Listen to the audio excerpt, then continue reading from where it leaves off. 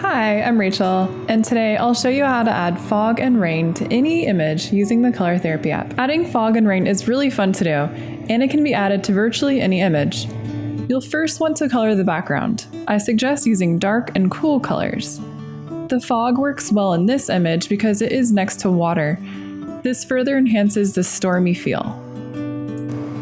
If you want to find the image I'm using, go under the Classic tab, select Places, then you want to scroll down to Gift, and it's going to be the 9th image down. So as you can see, I've already colored in the image, and it has a lot of dark tones to it, a lot of cool tones, and it's really going to help in the foggy, rainy feel to it. So what I'll do first is open up the color palette, and under the basic palette, I'm going to choose basic and just get a white, solid white. And I'm going to open the toolbox and choose the spray tool. And this time I want to up the opacity to about 70% as well as the size. And then we're going to have the coloring lines mode set to on. So what I'm going to do first is basically add some fog behind these houses up here. So the fog is rolling in. And so I'll just begin spraying lightly just behind them. And the spray tool is great for adding in those little particles. It looks like clouds kind of, so it's perfect for that. So just kind of outlining the background of the houses. Next thing I'll do is kind of add a nice vignette to the image. So what that is basically making the edges dark. So I want to select a black. I already have one here, so I'll just select it from the image I already have, and I'll leave the same settings that I have. We're going to just begin adding a vignette around the whole image. So I need to set the coloring lines mode to off. So I'm just going to very lightly add in some dark color here. Basically, this is just going to frame the image, and it's going to add a lot more mood to it.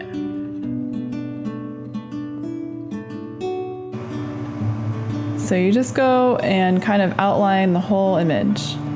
Now with the same settings, we just want to choose the airbrush tool, leave the settings the same, and make sure that the coloring inside the lines mode is set to off. Select the white, and you're going to begin adding little trails of fog going around the image. So just very lightly curving around, up and down all the different layers. And a good tip is to go into the Effects tab and turn the lines off so you can see how it looks as you're going. So it looks like I want to add a bit more over here and just around here and maybe more above the church. Now when it's time to do the rain, open up the toolbox. Let's lower the size down to about 10% and the opacity down to 30.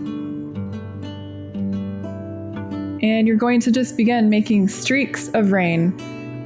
And your coloring inside the lines mode is still set to off, so same settings. And you're making streaks of rain from the top left corner to the right.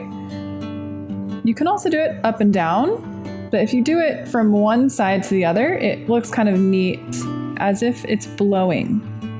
Has more of a stormy feel to it. So vary the length, width, opacity, and size of your raindrops.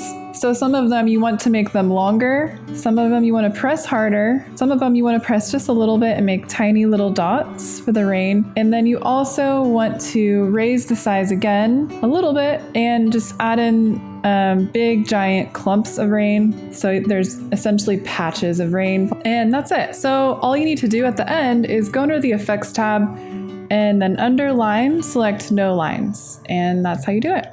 You can use this technique to either make a dark and stormy scene or create a soft light rain in an image by varying the amount of rain and fog you add. Changing the color of the fog is also another way to make it look like a sunset or a creepy scene.